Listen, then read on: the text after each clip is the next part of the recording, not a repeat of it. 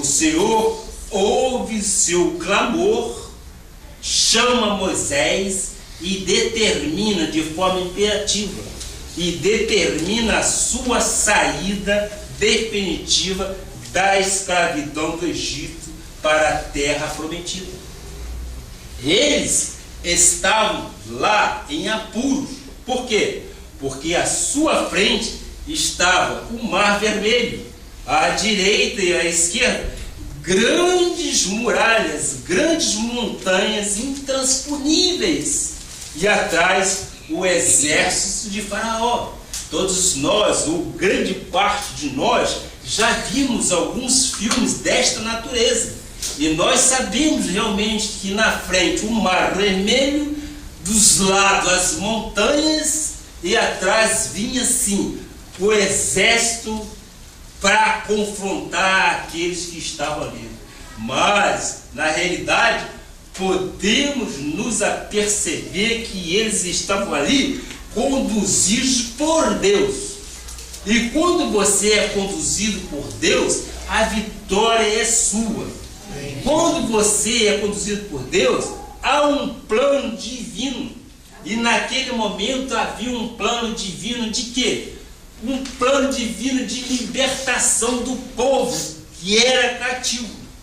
E aí começou uma história ao longo de muitos anos.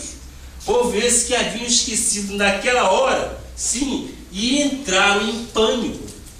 Muitas das vezes as pessoas têm, sim, as benesses de nosso Senhor Jesus Cristo, têm as vitórias de Deus dadas em suas vidas, mas muitas das vezes começam a entrar em pânico, e muitas das vezes têm medo, começam a chorar, começam a murmurar. Muitos certamente já questionavam o que fazer. Nós vimos aí numa série de versículos, a ponto de pensar que tudo estava acabado. Mas não, eu creio, nós cremos, o nosso Deus sempre foi fiel. Quando Ele determinou que saíssem exatamente de lá, porque Ele sabia que a vitória haveria de acontecer como aconteceu. Nós vamos tentar exatamente narrar alguns acontecimentos. Eu destaquei aqui algumas expressões do nosso texto básico que me chamam a atenção. Por exemplo, no versículo 11 e 12. Versículo 11 e 12. Disseram a Moisés: será por não haver sepulcros no Egito que nos tiraste de lá para que morramos neste deserto?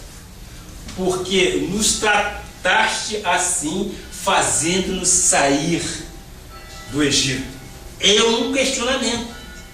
Tu percebes que esses tipos de declarações mostram a inquietação, mostram o desassossego, até porque mostra-se o pânico que estavam vivendo. Deus tem mostrado que há muitas pessoas se sentindo assim, como os israelitas naquele momento, impotentes, cercados de dificuldades, cercados de crises e de medos por todos os lados. E muitos, como deve ter acontecido com o povo de Israel, estão perguntando: o que vamos fazer? Nós temos que trazer daquilo que a Bíblia diz para as nossas vidas. Aí muitos poderão estar perguntando: o que vamos fazer? Talvez alguém que esteja dizendo: bom, se eu tivesse ficado na igreja católica, quem sabe não tivesse me sucedido esse infortúnio. Ou, se eu ainda estivesse no espiritismo, não estaria me confrontando com esse tipo de dificuldade. Ou ainda, se eu ficasse no mundo, talvez eu não tivesse que passar por isto. O que fazer numa hora desta? Essa é a pergunta, e a resposta vem biblicamente. Vejamos o que diz no versículo 13. Nós estamos mostrando, versículo 13. Moisés, porém, respondeu ao povo: não temais. Olha que certeza. Aquietai-vos. Aquietai-vos. E vedes o livramento do Senhor que hoje vos fará. porque os egípcios que hoje vedes, nunca mais os tornareis a ver. Olha que certeza tinha ou teve Moisés quando ele se expressou desta forma. Por quê? Porque ele estava consciente de que a responsabilidade não era dele, Moisés. A responsabilidade era de nosso Senhor Jesus Cristo, que determinou que fizesse exatamente isso. Ele então tentou encorajar o povo de Deus a não desistir da caminhada. Ele estava dizendo: não desista. Esta tem sido a palavra de alerta em nosso ministério. Desde o início do ano, quando elaboramos nosso projeto de vida vitoriosa aqui para 2012, eu e você fizemos sim, tivemos sonhos expressos, colocados sim numa folha, colocados sim nossos desejos para que eles fossem realizados. E eu digo: não desista de lutar dos teus sonhos, meus amados irmãos. Creio que Deus tem a vitória completa para as tuas vidas. Nós somos movidos pelo Espírito Santo de Deus. Nós não somos movidos por forças motrizes que nos alavancam. Nós somos movidos pelo Espírito Santo de Deus. Então eu clamo: não desista dos seus sonhos. Amém. É bom sonhar. Amém. É bom você ter planos. Se você não tiver plano, está falido. Você não tem o prazer de viver. Mas se você tiver plano, se você tiver sonho, se você tiver aspiração, você vai ter o desejo de lutar. E este desejo de lutar é o nosso Deus que vai dar. E o nosso Deus é fiel. Quando Ele diz não desista, é para você não parar, é para você prosseguir. E Ele diz: marche. O marchar é imperativo. Nós não somos pessoas que retrocedemos, nós somos pessoas que avançamos. Nós temos a certeza de que Deus é fiel em nossas vidas. E essa certeza nos permite descansar no Senhor. Mas isso não quer dizer que nós vamos ficar de braços cruzados. Não, muito pelo contrário. A vitória é nossa, mas nós temos que estudar. A vitória é nossa, mas nós temos que construir. A vitória é nossa, mas nós temos que investir, sim. Nós não podemos esperar de braços cruzados. Nós temos que esperar no Senhor, mas temos que fazer nossa parte. Numa hora de pânico, de dificuldade, talvez Moisés tenha se lamentado com Deus. Eu digo, aspas, às vezes é natural. Por quê? Porque nós somos carne e espírito. Às vezes as tribulações nos colocam em dificuldades para que possamos lutar. Mas nós temos que saber que nós temos bom ânimo em nosso Senhor Jesus Cristo. Ora, eu tenho o mar pela frente, eu tenho montanha dos lados, eu tenho um exército às minhas costas. Ora, eu creio que o meu Deus há de suprir em Cristo Jesus cada uma das necessidades. Deve ter sido isso que Moisés pensou ali, porque Moisés também teve um momento que fraquejou. Mas, como eu disse, nós somos mais espírito do que carne. Nós temos que colocar nossa carne, subjugar nossa carne ao espírito, porque o Espírito de Deus tem que prevalecer em nossas vidas. Amém. E ele disse: por que clamas a mim?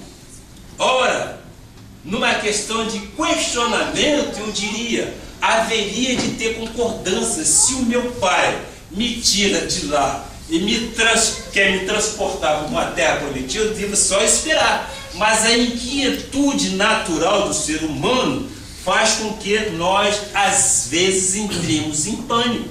Faz com que, às vezes, nós tenhamos medo, que isto é natural. Mas nós temos que saber que nós temos armas essas que, quando vem a seta, nós estamos armados pelo sangue do Cordeiro, que nada nos abaterá. Nós cremos, Pai Celestial, que o nosso Deus é fiel.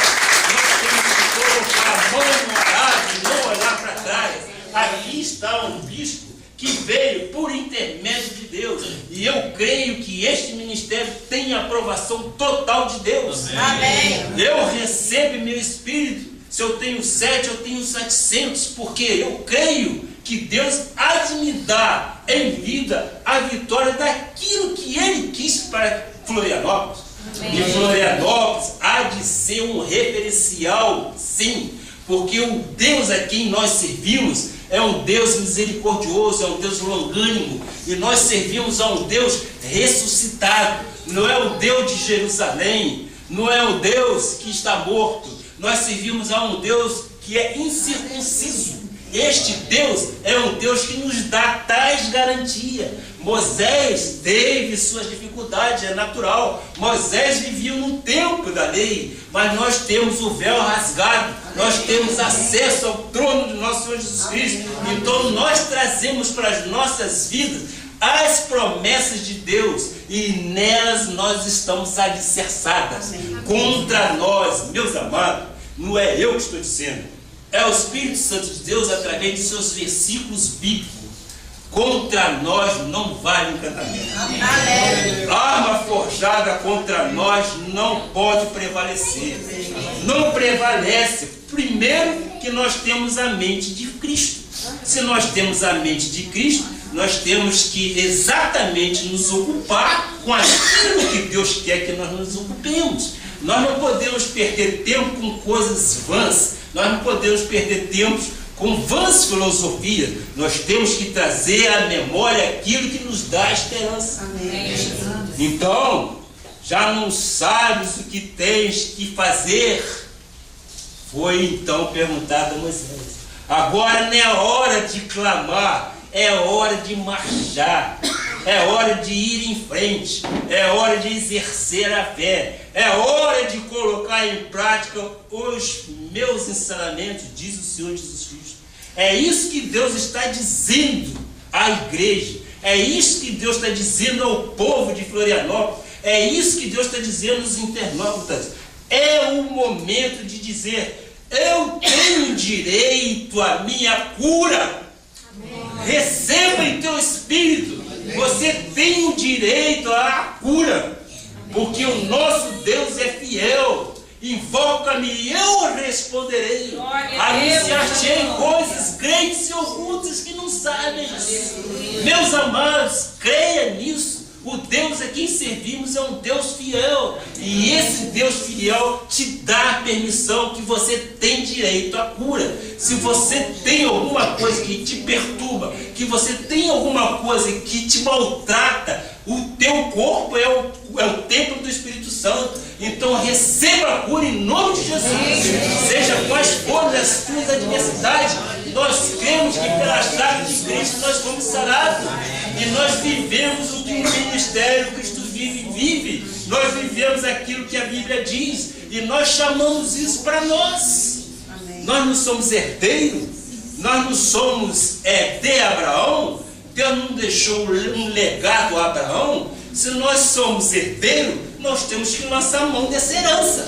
Você, quando algum ente querido seu morre, você o que faz? Você vai e lança a mão daquilo que lhe é de direito. É permissível. Você não está lançando daquilo que não te pertence. É a mesma coisa, meu irmão. O nosso Deus deixou isso tudo escrito. Isto aqui para mim é um manual de procedimento. Amém. Aqui eu encontro a resposta para todas as perguntas da minha vida. E eu creio que este manual de procedimento é que sempre nos dá o rumo certo de vida. Não há dúvida nenhuma se nós procedermos de acordo com o caráter de Deus. Nós pedimos e nos é dado. Mas para que seja dado, nós temos que ter os princípios básicos de caráter de Deus.